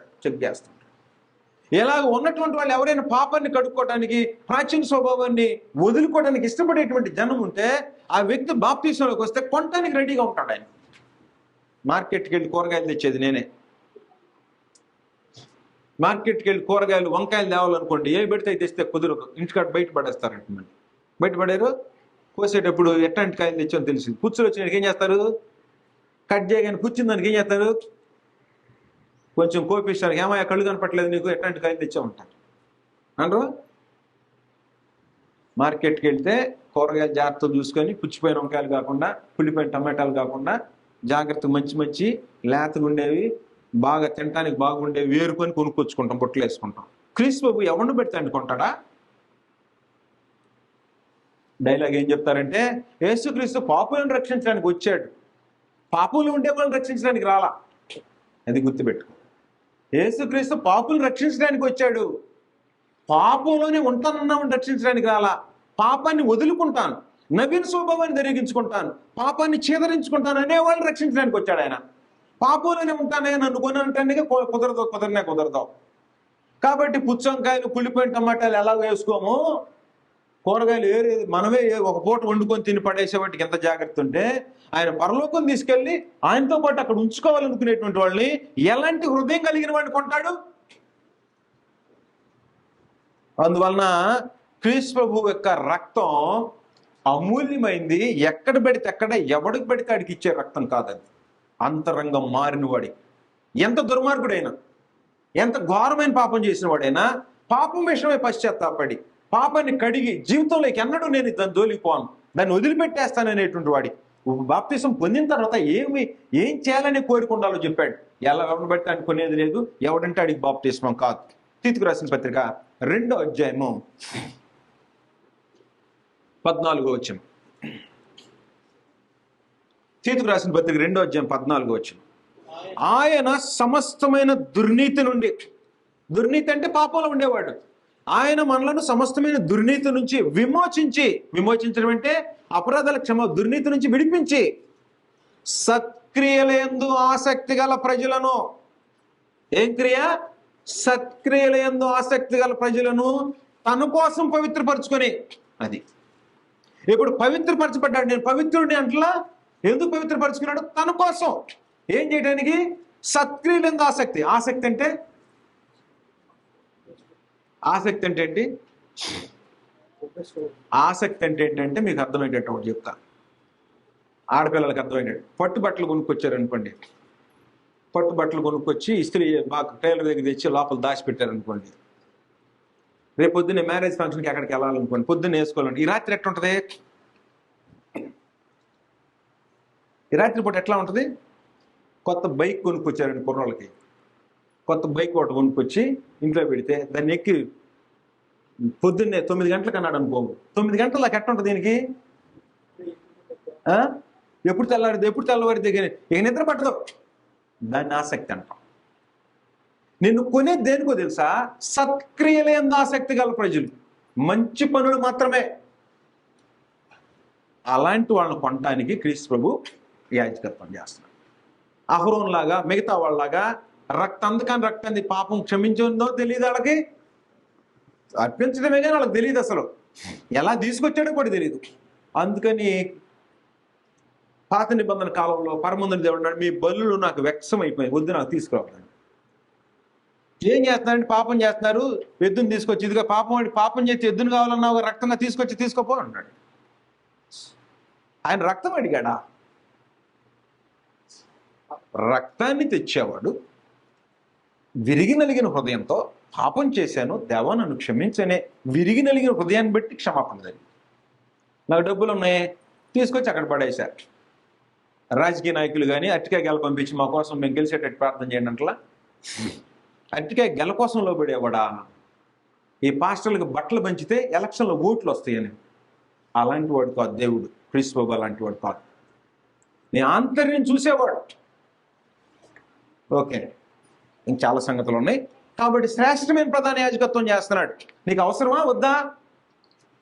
క్రీస్తు బాబు యాజకత్వం అవసరమా కాదా? మనుషులకి అవసరమే. అవసరం లేదని వాళ్ళు ఎవరు ఉంటారా? అవసరం లేదని వాళ్ళు ఉంటే నరకం ఉంటుంది వాళ్ళకంతే. బుద్ధి కలిగిన వాడు ఎవడైనా చెప్పాను కదా, ఏ ring, gold ring, silver ring ఇస్తే ఏది కోరుకుంటాడు? ఎప్పుడు ప్రధాన యాజకత్వం, అహరోను ప్రధాన యాజకత్వం కావాలా, క్రీస్తు బాబు ప్రధాన యాజకత్వం కావాలా? హెబ్రీలకు చెప్తున్నాడు ఏం కావాలో కోరుకోండి. వెనక్కి వెళ్తానంటే అది ఇటు ఉంటానంటే ఇది ఏం కావాలి, ఏ యాజకత్వం కావాలో కోరుకోండి అని చెప్తున్నాడు వాళ్ళకి. కాబట్టి మనల్ని కూడా అడుగుతున్నాడు ఇప్పుడు వాళ్ళతో పాటు మనకు కూడా, నీకేం కావాలి? పాత నిబంధన పండుగలు కావాలా, లేకపోతే విమోచన కావాలా? ఏది కావాలో కోరుకోనండి. ఇంకేం చెప్పాడంటే 5వ అధ్యాయము 11వ వచనంలో, హెబ్రీయులకు రాసిన పత్రిక 5వ అధ్యాయం 11వ వచనం.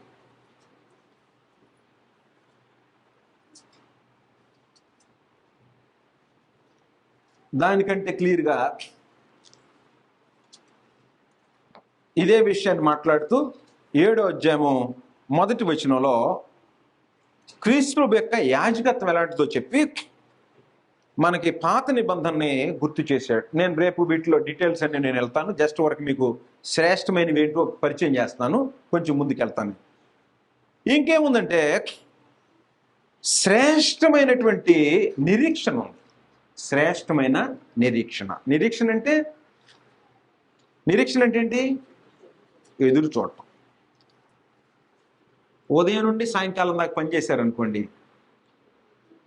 ఇంటికి ఎవరినైనా పనికి పిలిచాం, ఉదయం నుండి సాయంకాలం దాకా పనిచేశారు. పని అయిపోయిన తర్వాత ఏం ఎదురు చూస్తారు? నిరీక్షణ అంటే ఎదురు చూడటం. ఏం ఎదురు చూస్తారు? కూలి ఎదురు చూస్తారు, అంతే కదా? ఉదయం నుండి పని చేసినప్పుడు సాయంత్రానికి చేతులు కట్టుకోగానే ఏం కావాలని కోరుకుంటాడు? కూలి డబ్బులు కావాలని కోరుకుంటాడు. అది నిరీక్షణ. దేవుని యందు నిరీక్షణ ఉండేవాడు. ఏమి నిరీక్షణ? దేనికోసం వస్తున్నావు? ఉద్యోగం కోసమా? బెడ్ల కోసమా? ఇల్లు మధ్యలో ఆగిపోయింది, ఇప్పుడు ప్రకటనలు వింటున్నారు కదా, ఇల్లు ఆగిపోయిందా? రండి, దేవుడు ఇల్లు కట్టిస్తాడు.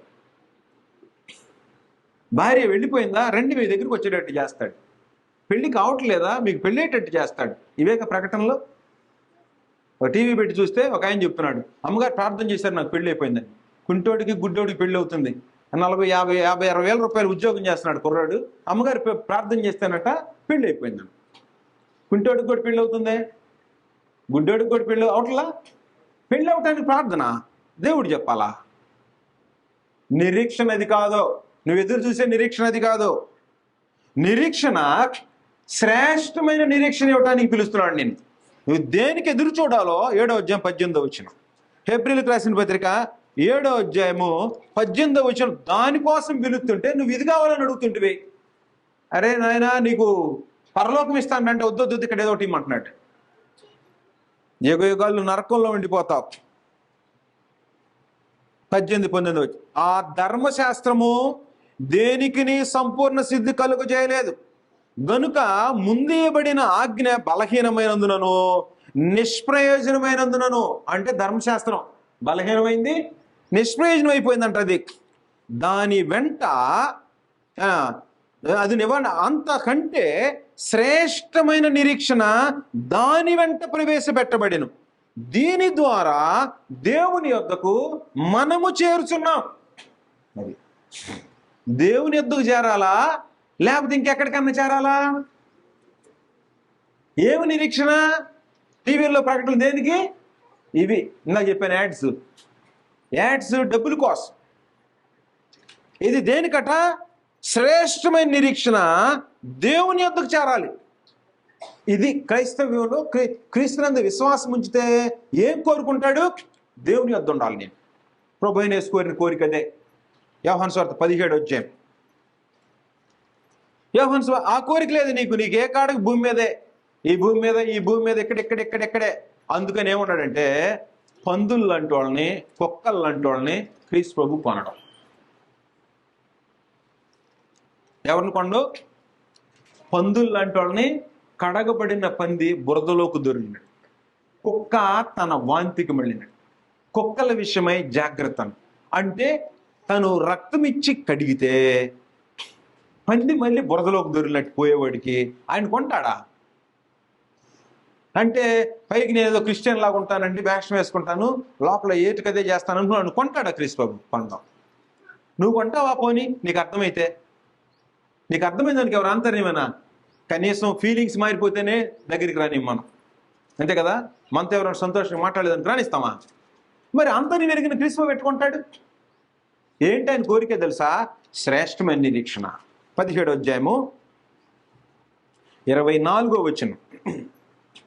యేసుక్రీస్తు కోరిక ఇది. నీ కోరికేమో, నీ కోరికని ఆయన మన్నించాలంటే ఈ రూపంలో, తండ్రి నేనెక్కడ ఉందునో నీవు నాకు అనుగ్రహించిన వారును నాతో కూడా ఉండవాలని.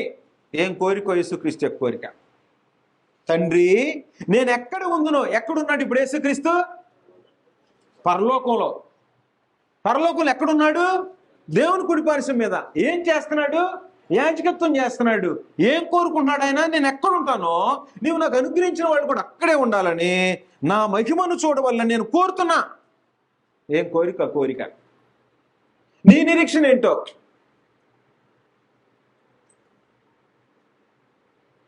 యేసుక్రీస్తు భూమి మీదకి వచ్చి ఒక మాట చెప్పాడు. నేను ఎప్పుడు చెప్తాను ఈ సంగతి. మత్తయి సువార్త 5వ అధ్యాయంలో, మీరు పైనున్న వాటిని వెతకండి, వాటితో పాటు ఇవన్నీ మీకు అనుగ్రహించబడతాయి. మీరు పరలోకం వెతుకుతుంటే భూమి మీద అన్ని ఫ్రీ అన్నాడు ఆయన. మనం ఏమంటున్నాం? పరలోకం వద్దు, భూమి మీద ఏమంటున్నాం. మీరు దేవుని రాజ్యము అనే నీతిని వెతకండి, అప్పుడు అవన్నీ మీకు అనుగ్రహింపబడతాయి. ఏమి తిందమో, ఏమి తాగుదమో, ఏమి ధరించుకుందామో అని చింతించొద్దు. మీరు ఆయన రాజ్యాన్ని, నీతిని వెతకండి, అప్పుడేం జరుగుతుంది? 5వ అధ్యాయము 31 6వ అధ్యాయము 30-31. నేడుండి రేపు పొయ్యిలో వేయబడు అడవి గడ్డిని దేవుడు ఇలా అలంకరించినడలా అల్ప విశ్వాసులారా, మీకు మరి నిశ్చయముగా వస్త్రము ధరింపు చేయను కదా. కాబట్టి ఏమి తిందుమో, ఏమి తాగుదుమో, ఏమి ధరించుకుందుమో అని చింతింపకుడి. అన్యజనులు వీటన్నిటి విషయమై విచారింతురు. ఇవన్నీ మీకు కావాలని మీ పరలోకపు తండ్రికి తెలియను. కాబట్టి మీరు ఆయన రాజ్యమును, నీతిని మొదట వెతుకుడి, అప్పుడు అవన్నీ మీకు అనుగ్రహింపబడి. ఏమి అనుగ్రహించబడితే? ఏం తినాలో, ఏం తాగాలో, ఏం ధరించుకోవాలో పరలోక రాజ్యాన్ని వెతికేవాడికి ఇవన్నీ ఫ్రీ. బకెట్ కొనుక్కోండి, మగ్గు ఫ్రీ అంట. నేను ఎప్పుడు చెప్తాను, బకెట్ కొనుక్కుంటే మగ్గు ఫ్రీ. మనకు బకెట్ వద్దే, మగ్గే కావాలంటున్నాడు. ఏం చేసుకుంటావు దాంతో? బకెట్ కొనుక్కోండి అయ్యా, మగ్గు ఫ్రీగా వస్తుంది అంటున్నాడు. దేవుడు ఏమంటాడంటే పరలోకం వెతకండి, భూమి మీద మీకు అన్ని ఆటోమేటిక్గా వచ్చేస్తాయి. ఎందుకని? నీ లైఫ్ స్టైలే వేరుకుంటుంది. కష్టపడతావు, జీవితాన్ని ఎలాగో జీవించాలో నీకు అర్థమైంది. సత్క్రియ చేసేటువంటి గుణం కలిగిన వాడు ఏంటో నీకు భూమి మీద ఏం కొద్దు లేకుండా చేస్తాడు. మనం ఏమంటున్నాం? నీ దగ్గర రావాలంటే నాకు ఏదైనా ఇవ్వమంటున్నాం. దేవుణ్ణి బేరసారాలు. దేవుడు నాకు ఏదైనా చేస్తే వస్తాడంట. దేవుడు నాకు ఏదైనా చేస్తే వస్తానండి దేవుని సన్నిధికి. ఏం చేయాలి? తన కుమారుని నీ కోసం బలి చేశాడు. ఏం చేయాలి? ఇంకా పరలోక వైభవంలో ఉండేవాడిని నీ కొరకు సిలువలో వధించాడు, నీ పాపం కొరకు వధించాడు. పాపంలోనే జీవించి భూమి మీద కనియండి అంటే నీ నిరీక్షణ సరైనది కాదు. దేవుడు ఏం నిరీక్ష, ఏం కోరుకోవాలని ఆలోచిస్తున్నాడో నీ కోరిక వేరుగా ఉంది. దేవుడు ఏమంటే ఎక్కడికి వెళ్ళాలని? దేవుని వద్దు. అంతకంటే శ్రేష్టమైన నిరీక్షణ దాని వెంట ప్రవేశపెట్టబడిను. దీని ద్వారా దేవుని వద్దకు మనం చేరుచున్నాం. ఏమి నిరీక్షణ ఇది? ఈ నిరీక్షణ ప్రభు అయిన యేసు వస్తేనే సాధ్యమైంది. ఇప్పుడు నేను చెప్పేవన్నీ ప్రభు అయిన యేసుక్రీస్తు యొక్క శ్రేష్టమైనవి. ప్రభు అయిన యేసుక్రీస్తు ఉంటేనే లభించేటువంటివి ఇవి. అందువలన ఇవి తెలుసుకోవాల్సినటువంటి అవసరం ఉంది. ఇంకేమి ఇచ్చాడంటే కొత్త నిబంధన, శ్రేష్టమైన నిబంధన. హెబ్రీ భాష అర్థమైన వాడికి, హెబ్రీ జాతి వాళ్ళ విశ్వాసం అర్థమైన వాళ్ళకి, హెబ్రీ జాతీయులు ధర్మశాస్త్రం అంటే ఎంత ఇష్టమో, ధర్మశాస్త్రం వైపు పండుగలు చేయడానికి, ధర్మశాస్త్రాన్ని ఆచరించడానికి ఎంత ఇష్టమైనటువంటి వాళ్ళు క్రైస్తవ్యంలోకి వచ్చిన తర్వాత మరలైనకి తిరిగి వెళ్తుంటే వాళ్ళకి చెప్తున్నాడు. ఏం చెప్తున్నాడు తెలుసా? 8వ అధ్యాయం 6-13 వచనాలు.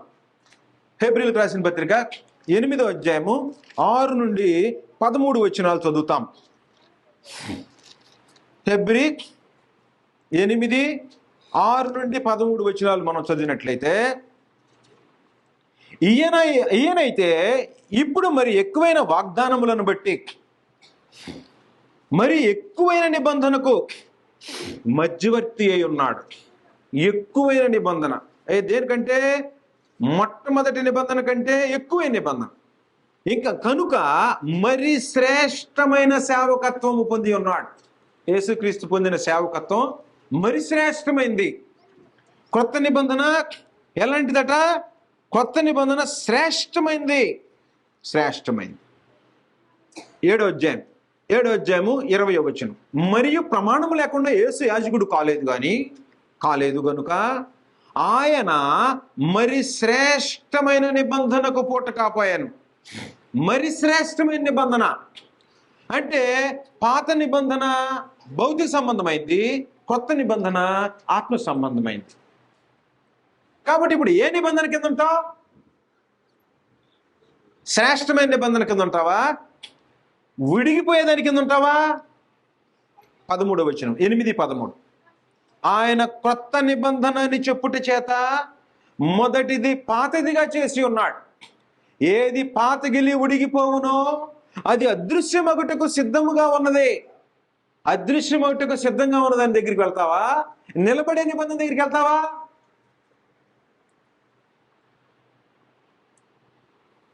ముసలితనం వచ్చింది అనుకోండి, 70 ఏళ్ళు 80 ఏళ్ళు 90 ఏళ్ళు వచ్చినాయి అనుకో, వాళ్ళని ఎవరైనా పట్టించుకుంటారా? ఎందుకని? రాలిపోయే వాళ్ళే వీళ్ళు వెళ్తా నాకేం పని అనుకుంటారు. ఎవరిని బాగా చూస్తారు? చిన్నపిల్లల్ని, కొంచెం వయసులో ఉన్న కొంచెం బాగా చూస్తే రేపు నన్ను బాగా చూస్తాడు అని ఉద్దేశంతో. ముసలి వాళ్ళని ఏం చేస్తారు? వాళ్ళు చచ్చిపోయేవాళ్ళే కదా, దాంట్లో ఇంకెంతలే అనుకుంటారు. అనుకోవట్లా? మానవుల యొక్క నైజం అనుకోవట్లా? అలా అనుకోకూడదు. దేవుని గ్రంథమే చెప్తా, నీ తల్లి ముదిమేందో ఆమెను సంతోష పెట్టాలి. అక్కడ మాత్రం ఇది. ఇక్కడేం చెప్తున్నాడు? పాతగిలి ఉడిగిపోతుంది పాతది, దానిలో ఉంటావా? నిలబడే నిబంధనలో ఉంటావా? ఎటు? అందుకని శ్రేష్టమైన నిబంధన, కొత్త నిబంధన చెప్తే మొదటిది పాతదిగా చేసి ఉన్నాడు. అందువలన ఏది రెండవ దానికి అవకాశం ఉండదు. మొదటిది నిబంధన లోపం ఏందైతే రెండో దానికి అవకాశం ఉండదు అన్నాడు 7వ వచనంలో. కాబట్టి ఇప్పుడు శ్రేష్టమైన నిబంధన ఏది? పాత నిబంధన, కొత్త నిబంధన?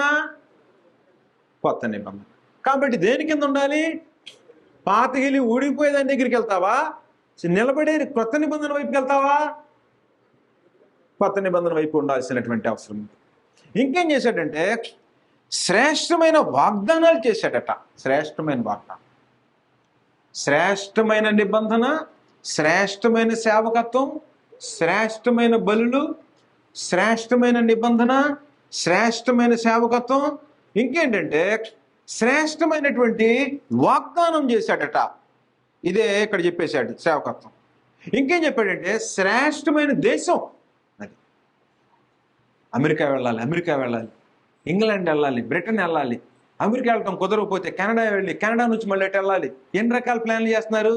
ఇక్కడ రాకపోతే ఆస్ట్రేలియా వెళ్దాం, అక్కడ కాకపోతే న్యూజిలాండ్ వెళ్దాం, ఎక్కడో చోట ఇండియా వదిలిపెట్టి డబ్బులు ఎక్కువ సంపాదిద్దాం అనుకోవట్లా? నేను చెప్పేది అబద్ధమా? నిజమే కదా? ఈ దేశం వదిలిపెట్టి ఆ దేశం వెళ్ళటానికి ఎంత కష్టపడుతున్నారు జనం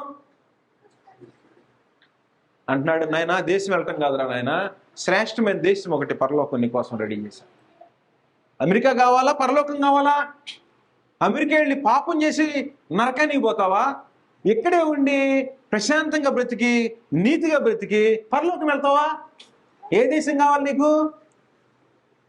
నాకు అమెరికా కావాలంటే పరలోకం సంగతి తర్వాత, అది ఏమైపోయింది మాకెందుకు? ఏం కావాలి? శ్రేష్టమైన దేశం. దేవుడు మన కోసమట శ్రేష్టమైన దేశాన్ని సిద్ధపరిచాడు. శ్రేష్టమైన దేశము పాత నిబంధన భక్తులకు అర్థమైంది. భక్తిగా ఉండేవాడికి ఇది పాట పాడతారు కదా, పరదేశులము ప్రియులారు, చచ్చిపోయినప్పుడే పాడేది, మిగతాప్పుడు పాడడం. మా దేశంలో ఒక అమ్మాయి ఆ పాట పాడేవాని కానీ ఆ పాట పాడమా కానీ భయం వేస్తుంది. అప్పుడప్పుడు ఆదివారం ఆ పాట పాడతాం మేము. పరదేశులము ప్రియులారా మన పొరం ఇది కాదు, ఇప్పుడు చిత్ర వస్తువులు చెల్లేటి ఒక సంత అంటే అని ఆ పాట పాడమా కానీ భయం వేస్తుంది. చచ్చిపోతామని భయం. చనిపోతేనే పరలోకం వెళ్తావు, గుర్తుపెట్టుకో. చనిపోతేనే పరలోకం వెళ్తావు, లేకపోతే భూమి మీదే ఉంటావు. ఈ దేహంతో పరలోకం పోయేది అవకాశం ఎట్టి పరిస్థితిలో ఉండదు. 11వ అధ్యాయం 16వ వచనం, హెబ్రీయులకు రాసిన పత్రిక 11వ అధ్యాయము 16వ వచనం.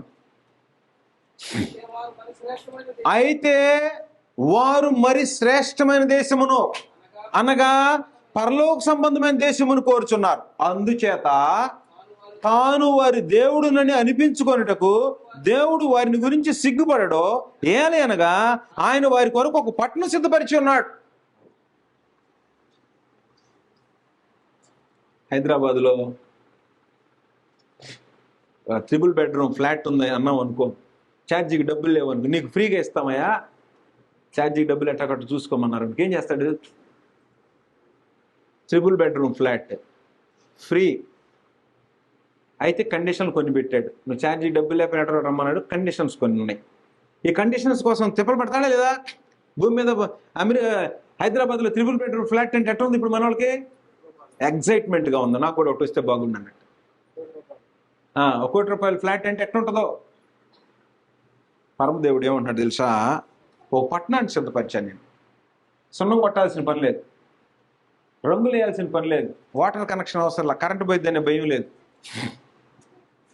దొంగలు ఉంటారనే భయం లేదు, డబ్బులు దాచిపెట్టుకోవాల్సిన అవసరం లేదు, ఆకలి ఉండదు, దప్పిక ఉండదు, బాధ ఉండదు, భార్య వచ్చి ఏమైనా ఉంటుందనే భయం లేదు, భర్త ఏమైనా ఉంటాడనే భయం లేదు, భార్యాభర్తల బాంధవ్యం ఉండదు, ఫ్రీగా ఉండొచ్చు అక్కడ. హ్యాపీయే హ్యాపీ, ఆనందమే ఆనందం, ఆనందం తప్ప ఇంకేం ఉండదు అక్కడ. వెళ్ళాలంటే ఏం చేయాలి? పరదేశులమో ప్రియులారా అనుకుంటా పాట పాడుతున్నారు రోజు. మేము వెళ్ళిపోయే వాళ్ళం, ఈ దేశం మాది కాదు అనే దృక్పథంతో శ్రేష్టమైన దేశాన్ని అంటే ఆ దేశాన్ని కోరేవాళ్ళట, అదిగో వీళ్ళే నా జనం అంటున్నాడట. మనం ఏమంటున్నాం? మా దేవుడు అయ్యా అంటున్నాడు. నిన్ను చూస్తే చేయడు నాకు సంబంధించాడు కదా అంటున్నాడు. చదువుతా నేను అలా బైబిల్ చెప్తుంది, తీతుకు రాసిన పత్రిక. దేవుడు ఏమనాలి? వారి దేవుడు నేను, ఫలానా ఆయనకి నేను దేవుడిని అని చెప్పుకోవాలి. మనం ఏమంటాం? మా దేవుడు అని అంటుంటాం. ఆయన ఏమంటున్నాడు చూడండి. మొదటి తీతు రాసిన పత్రిక 1వ అధ్యాయము 16వ వచనం. దేవుణ్ణి ఎరుగుదమని వారు చెప్పుకుందురు గాని అసహ్యులను అవిధేయులను ప్రతి సత్కార్యం విషయము భ్రష్టులై ఉండి తమ క్రియల వలన ఆయన ఎరగమన్నట్టున్నారు. ఆయన ఎరగమనేవాడు. నోటితో ఏం చెప్తున్నారు? మా దేవుడు అన్నాడు. క్రియలు ఏం చెప్తున్నాయి? అసలు వీడికి దేవుడే తెలియదురా అంటాడు. అలాంటి వారికి నేను దేవుడిని అని చెప్పుకుంటాడు ఆయన అనుకోండి. అబ్రహాము, ఇస్సాకు, యాకోబులట పరలోకం చూశారు. వాళ్ళు అదృశ్యమైన వాటిని నిదానించి చూశారు. చూస్తే పరలోకం కనపడింది మనోనేత్రాలతో, ఈ కళ్ళతో కాదు. రాత్రిపూట కళ్ళు వచ్చింది ఈ కాదు, మనోనేత్రాలు. కూర్చొని ఆలోచించే మనోనేత్రాలతో దేవుడు ఒక పట్టణాన్ని సిద్ధపరిచాడు. పరలోకం ఉంది. ఆ పరలోకం వెళ్ళిపోవాలంటే భూమి మీద పాపం చేయకూడదు. పాపం చేసినప్పుడు పాప క్షమాపణ పొందాలి. ఆ శ్రేష్టమైన దేశం వెళ్ళిపోవాలి అనే కోరికతో బ్రతుకుతుండే వాళ్ళకు ఏమన్నాడంటే, అదిగో వాళ్ళే నా జనం. అబ్రహాం దేవుణ్ణి నేను అన్నాడు. ఏం పేరు? అబ్రహాం దేవుణ్ణి నేను, ఇస్సాకు దేవుణ్ణి నేను, యాకోబుకు దేవుణ్ణి అంటాడు. నిన్ను పైన అక్కడ ఉండేనా నేను పలానోళ్ళు దేవుణ్ణి అని చెప్పుకుంటాడా? ఎవరైనా ఒకళ్ళు మంచి ఉద్యోగం వచ్చింది అనుకో, ఎమ్మెల్యే అయ్యాడు అనుకో, మా బంధువేనండి ఆయన అని చెబుతారు. ఎక్కడ ఉన్న బీరకాయ ఫీజు తగిలితే చెప్పుకోరు. ఒక ఐఏఎస్ ఐపీఎస్ అయ్యారు అనుకో, మావాడే వాడు అంటుంటాడు. గాలి తిరుగుతున్నాడు అనుకో, దగ్గర బంధువు, మా చిన్న ఆయన పెద్ద ఆయన బంధువులు అనుకో, వాళ్ళకి మాకు పెద్ద సంబంధం లేదండి, ఎప్పుడో దూరంగా పెట్టేశామంట. మా బాబాయ్ కొడుకే కానీ వాళ్ళకి మాకు అసలు సంబంధాలు లేవు, ఆడే మేము. అదే మంచి ప్లేస్లో ఉంటే ఎంత దూర బంధువులైనా 30 తరాల క్రితం బ్యాక్గ్రౌండ్ ఉన్నా మావాడేవాడు. ఏముంది అక్కడ? నీకు ఉపయోగపడతాడు. పరమందున దేవుడు అంటున్నాడు, అదిగో అబ్రహాంకి దేవుడు నేను. ఎందుకు తెలుసా? తన కుమారుని బలి ఇచ్చాడు నా కోసం. కత్తి ఎత్తాడు, ఆపమనకపోతే కుమారుని వధించాడు అన్నాడు. ఇక్కడ కొత్త నిబంధనలు ఏం చెప్పాడు తెలుసా? ఇస్సాకును బలిగా అర్పించను. దేవుని దృష్టిలో అర్పించినట్టుగానే. కనీసం ఎండలో ఒక అరగంట అయ్యా మీటింగ్ జరుగుతుంది, అబ్బాయిని కొంచెం అమ్మో ఎండలో రాలేడయ్యా మా వాడు, అమ్మో ఆయన తీసుకెళ్ళి పని చేపిస్తాడు, లేనిపోయింది అబ్బాయిని తీసుకెళ్ళి ఎండలో పని చేపిస్తాడు. నీకోసం పరలోకం నుండి మహిమైశ్వర్యాన్ని వదిలిపెట్టి సిలువలో రక్తాన్నంత కార్చి నీ పాప క్షమాపణ కొరకు వస్తే దేవుని సంబంధులను చెప్పుకునేవాడు ఏం బ్రతుకుతున్నారు? ఎలాంటి క్రియలు ఉన్నాయి మన దగ్గర? దేవుడు నిన్ను చూసి నాకు సంబంధించి ఇదిగో నేను పలానా దేవుడిని అంటాడా? మా ఏదో పేరు చెప్తాడు కానీ నాకు సంబంధం ఏమంటాడు ఆయన? నా పేరు చెప్తాడు కానీ నాకు సంబంధించినాడు కదాడు. నా పేరు చెప్తాడే కానీ ఏం చేస్తాడట? అసహ్యులు, అవిధేయులు, ప్రతి సత్కార్య విషయము భ్రష్టులై ఉండి తమ క్రియల వలన ఆయనను ఎరగమన్నట్టున్నారు. అందువలన హెబ్రీలకు ఏం చెప్తున్నాడు సందేశం? పాత నిబంధన వైపుకి వెళ్ళకండి. దానిలో దేవదూతలు సమాచారం తెస్తారు, ప్రవక్తలు సమాచారం తెచ్చారు, అది శ్రేష్టమైనవి కాదు. దేవుని కుమారుడు వచ్చాడు, వాళ్ళకంటే శ్రేష్టమైన వాడు. పాత నిబంధనలో ఒక నిరీక్షణ ఉంటుంది, కొత్త నిబంధనలో క్రీస్తు ప్రభు వలన వచ్చే నిరీక్షణ పరలోకం ఇస్తాడు నీకు. ఆ నిబంధన ఉడిగిపోయేది, ఇది శాశ్వతంగా ఉండేది. దానికంటే శ్రేష్టమైన సేవకత్వం. ఆ యాజకత్వం కంటే ఈ యాజకత్వం గొప్పది. ఆ ప్రధాన యాజకుడి కంటే ఈ ప్రధాన యాజకుడు గొప్పవాడు. ఆ బలుల కంటే క్రీస్తు బలి శ్రేష్టమైంది. ఆ దేశం కంటే కనాను దేశం వాగ్దానం చేశాడు వాళ్ళకి, కనాను దేశం. ఆ కనాను దేశం కంటే పరలోకం శ్రేష్టమైంది. ఒకరిని వెళ్తే అమెరికా వచ్చాము, శ్రేష్టమైన దేశం కాదు. ఇప్పుడు అమెరికా అసలు శ్రేష్టమైన దేశం కాదు, పాపంతో నిండిపోయింది ఆ దేశం. వెళ్తే డాలర్ల కోసం పోతావు నువ్వు, అంతే. పోతే డాలర్ల కోసం తప్పితే అమెరికాలో ఏం పని నీకు? ఏముంది అక్కడ? భక్తి కోసం వెళ్తున్నావా? కాబట్టి ఏముంది ఇంకంటే నువ్వు శ్రేష్టమైన పునరుద్ధానం ఉంటుంది అన్నాడు.